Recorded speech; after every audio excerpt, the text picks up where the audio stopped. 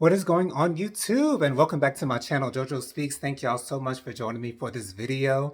This video is my Hell's Kitchen review on season 23, episode 13. We're down to the final 5. And so the challenge is that the chefs have to teach comedians how to make ravioli, to make lobster ravioli with a caviar beurre blanc. This is the part that I saw in the previews that made me think that, Egypt might have a hard time. And Egypt did end up having the hard time. His comedian ended up having the worst dish. So, it's okay if Egypt didn't win the challenge, but Kyle did very well. Brandon did very well. He was sitting in the chair for 2 rounds. Hannah did very well, and Whitney did very well. Whitney ended up winning the challenge, and so congratulations to Whitney for teaching her comedian how to make the lobster ravioli with the caviar beurre blanc. And they end up going on a shopping spree. They both have $1,000 to spend. They also have dinner with Michelle, who was season 17 All Stars winner.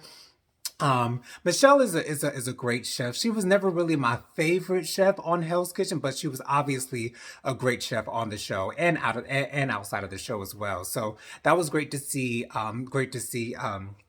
Both Kyle and Whitney. Whitney was able to take Kyle on the shopping spree and to the dinner with her. And so Whitney is Whitney is a very cocky chef, and it's a little bit of a turnoff for me. And I think that's the way that a lot of the chefs were seeing Egypt in the beginning, thinking that him trying to step up as a leader, he was trying to.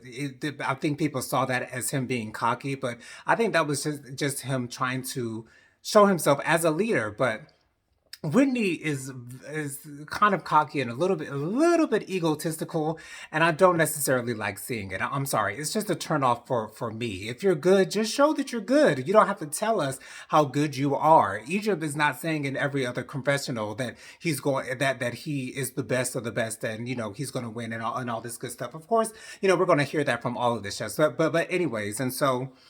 While Kyle and Whitney are enjoying the challenge win, we have Brandon, Hannah, and Egypt. They have to clean up the red kitchen and they have to clean up the blue kitchen. And it's very serene. It's very quiet. It's very docile. It's very down to earth. They're not really talking much this time that they're cleaning up the punishment. During the punishment, they're not really doing much. And so we get on to dinner service. Dinner service. Hannah is running a little bit behind on the risotto. However, Kyle is bringing up the capillary, or capitelli, whatever it's called. And things Hannah's able to pick back up on the risotto, and things are going well. Then we move into the entrees, and Egypt is on garnishes. Apparently Whitney's on fish, and Brandon is on meat. And for anyone who watches Hell's Kitchen knows that meats will get you sent home if your temperatures are not on point. And I feel as though Brandon is one of the best chefs that is left. To be honest, I feel like Brandon and Egypt are the best chefs that are left. To be honest, I would feel good if they were the final two. But anyways, Brandon, is messing up on the meats. And the funny thing is all the other chefs are asking Brandon if he needs help with anything. All of them are, trying to help him, but Brandon, he just wants to do everything on his own, and he wants to try to get things done on his own. And I respect that. However, if you are getting into the weeds, it's best to accept and appreciate the help that is being offered to you, so that you don't, go down in the dumps. Egypt is doing very well on garnishes. As I said in my previous review, Egypt is my favorite chef on this season of Hell's Kitchen, season 23. He's communicating with everyone, letting them know that he's going to have to garnish up 2 to 3 minutes before the proteins are going up. And Whitney is doing great with the fish. Gordon Ramsay is telling her fish is cooked very beautifully. And Brandon, it seems like he messes up on chicken initially, and then he eventually messes up on the beef Wellington. And They don't even have to vote at the end of the episode. Gordon gives his props to Whitney, and not well, he gives his props to Whitney, letting her know that the fish was on point all night long. Lets Egypt know that the garnish was great. They did not have to wait on him whatsoever at any time during the service. And for me, it's really hard to gauge what's easiest in Hell's Kitchen, because some would say garnish is easy because you're just warming up things, but you have to stay on top of everything, and you have to make sure that the garnish is up before the proteins go up, and you have to drive the tickets. Even though Gordon was telling Brandon to drive the tickets as he's on meat, and I guess that would make sense because meat is probably going to take the longest because fish gets cooked a little quicker than meats would. But yeah, I feel as though we really haven't seen Egypt on the meat station. I think he has run the meat station in the past, but yeah, and I guess because he hasn't failed at the meat station, then that's a good thing. But Gordon tells Hannah and Kyle that they were able to pull things together and get things going with the appetizers. But Brandon had the worst night, and didn't even make the chefs vote on who should be going home, who should be up for elimination. He just immediately tells Brandon because of his bad night, then he's gonna go home. And so unfortunately, Brandon goes home. I'm really gonna miss seeing Brandon because I really don't care for the other chefs that are there. Hannah is neither here nor there for me.